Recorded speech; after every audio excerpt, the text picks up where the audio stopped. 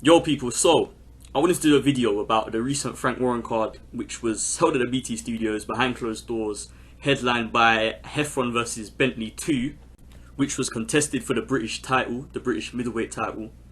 And I wanted to go through the fights. I wanted to give my opinions on some of the fights, what I think some of the fighters should do next, including Tommy Fury, Henry Turner, and obviously Denzel Bentley, etc. So yeah, let's get into it. So we'll start off with Tommy Fury. He faced a unknown Lithuanian journeyman.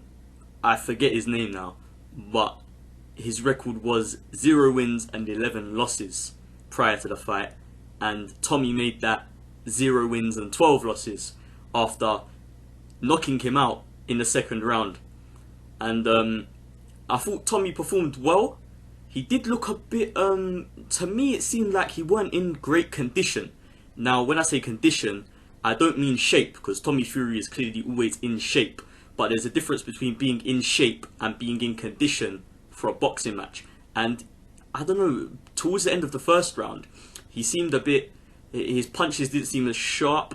But obviously at the start of the second round, he got that sharpness back. He was popping a jab. He's throwing some good hooks. Tommy Fury's got good hooks and uppercuts, and ultimately I think it was the right uppercut. He caught the Lithuanian journeyman with a good right uppercut as the journeyman was coming towards him, and he just countered with this big right uppercut, which stunned the journeyman, and then he hit him with like a left hook and a right hook, and the journeyman went down.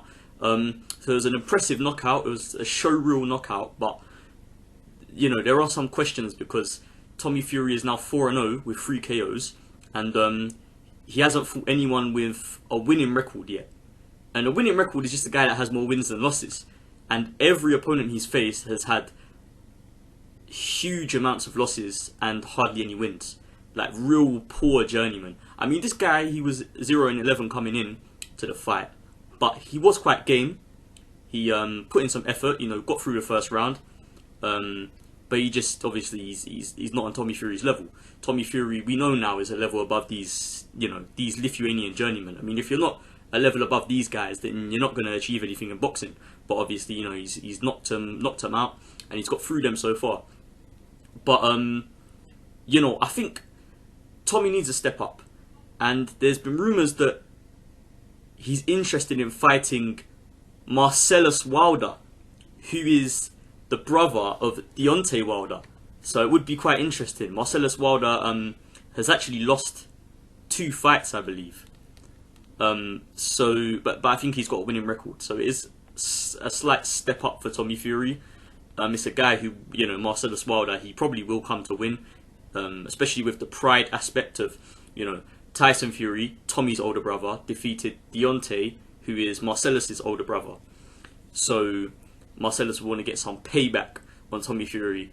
But Marcellus Wilder, I don't believe I've seen him fight, but he's been knocked out essentially by 2 journeymen. I think he's been knocked out twice, or maybe once, but the guy that knocked him out, at least one of them was a journeyman. So Marcellus Wilder does not look like he's got much of a, you know, a ceiling when it comes to reaching that top level in boxing. But obviously, I think they're both in the same weight division. Tommy's is he a light heavyweight or is he a cruiserweight? I'm not sure which one he is. I believe he's a light heavyweight. I'm sure he's a light heavyweight. Yeah, and then I believe Marcellus Wilder is either a light heavyweight or a cruiserweight. But either way, that fight can happen, and I'd be interested to see that fight. Possibly, if Deontay Wilder sorts himself out, and, you know, Tyson Fury gives him the opportunity, then we could see that fight, Fury versus Wilder, but the brothers, the younger brothers, we could see that fight on the undercard of Deontay Wilder versus Tyson Fury 3. Or Tyson Fury versus Deontay Wilder 3, however you want to say it. So yeah, that would be an interesting matchup. I think that's probably a good next step for Tommy Fury. But I don't want to see any more of these Eastern European journeymen that have losing records. I really don't. Like, it's getting frustrating because clearly Tommy Fury's got some talent. So we want to see him tested. We want to see him fight at least a little bit better quality of opponent than he has been so far. But yeah, that's my thought on Tommy Fury's fight.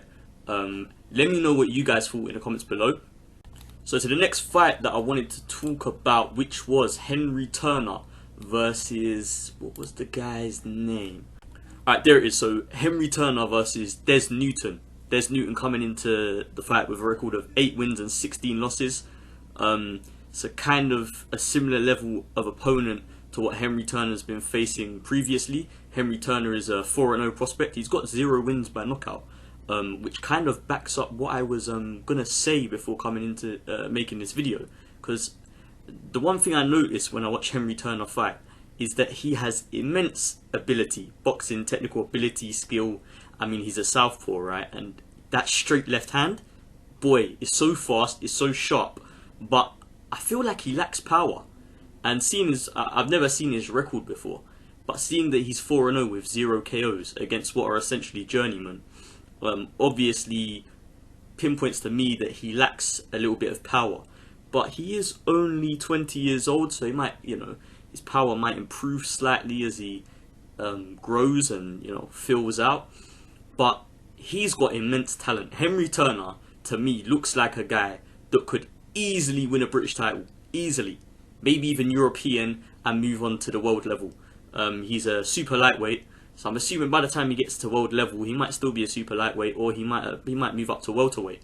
But this kid has got serious talent, bro. Serious talent. His left hand is beautiful. His straight left hand, oh my days, it's so good. But he does lack power in that straight left hand. That's the only criticism I can make of Henry Turner when I just watch like one fight. He completely dominated and controlled the fight against Des Newton, and ultimately won by a unanimous decision. So yeah, moving on. I'm only going to talk briefly about this fight. This fight was between Ajiako. I'm not sure how to pronounce his first name, because I believe he's of Irish heritage, and it is a bit of a difficult first name to pronounce. But Ajiako fought a guy named Robbie Chapman. Robbie Chapman coming into the ring with a 6 wins and 5 loss record. Ajiako is 7-0. How many knockouts has he got? Ajiako's got 5 knockouts, or it was 4 knockouts in 7 wins, and he's 7-0. Ajiako, I didn't watch the whole of the fight, so I can't go into great detail. But Ajiako was, he was essentially throwing a lot of power shots. That's what he tends to do. Ajiako throws a lot of power shots. He does have quite a high output of punches, but not great accuracy when he throws in combinations. That's something I think he could improve on. But it was a good performance. Eventually he stopped Robbie Chapman, and Robbie Chapman, with 5 losses, has only been knocked out once prior to this fight. So Ajiako's done pretty well to stop Robbie Chapman. But Ajiako, I'd like to see him in with a guy with a winning record, maybe someone at sort of English Southern area level, English title, British title level, somewhere there. Because Ajiako, he looks like a good fighter, and I think he could be one to watch for the future. But that's all I'm going to say for this fight, because I didn't watch the whole fight. So yeah, moving on. So to the main event, MArk Heffron versus Denzel Bentley 2. So the first fight ended in a unanimous decision draw. That was for the British title, I believe. Or on BoxRec it says that it wasn't for a title, but I'm assuming it was. But anyway, the rematch, Heffron versus Bentley 2, was for the vacant British middleweight title, and Denzel Bentley performed superbly in this rematch. I mean, he outclassed MArk Heffron to some extent. I mean, it wasn't like Heffron was getting destroyed. Like, Heffron was fighting back. Heffron was putting in some good hooks. He was putting the pressure on Bentley. Heffron landed a few good body shots, but ultimately, I mean, from the first round, Denzel Bentley was just on the back foot, waiting to counterpunch Heffron, and you could see as the fight progressed round by round, Heffron was more hesitant to throw, because every time he threw, Bentley was just countering him with a big straight right hand. And Bentley's straight right hand, yeah, it don't look like the sort of punch you want to get hit with like every round. I mean, that straight right hand counter is Denzel Bentley's bread and butter. That's how it seems to me. And yeah, eventually the fight was stopped in the 4th round. MArk Heffron's corner decided to pull him out because, as you can see in the pictures, Denzel Bentley threw a right hand. I think it was a counter, or it might even have been, I mean, there was points in the fight where Bentley actually went on the front foot, because when he was on the back foot, he ended up catching MArk Heffron with he threw a 1-2, a straight jab and then straight right hand, and that right hand landed right on Heffron's eye, and his eye started swelling. So the fight was eventually stopped at the end of the fourth round because of Heffron's eye swelling up from a Bentley right hand.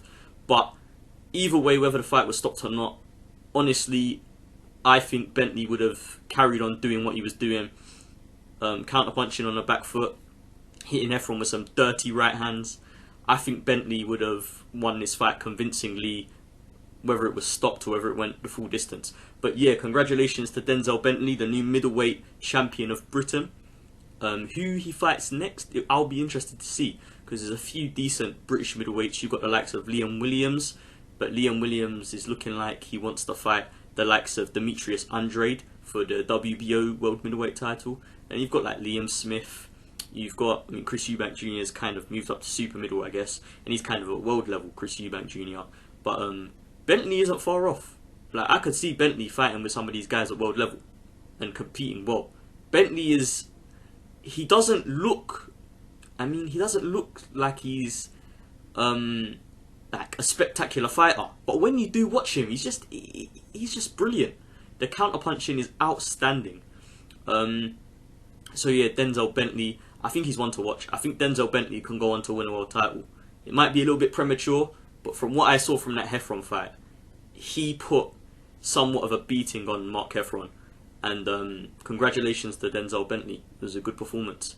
So that's it for the video, guys. That's my roundup of the Queensbury Boxing Show this past weekend. I hope you enjoyed. Remember to subscribe and turn on the bell to get notifications to your phone whenever I upload. Yeah, like the video, and thanks for watching.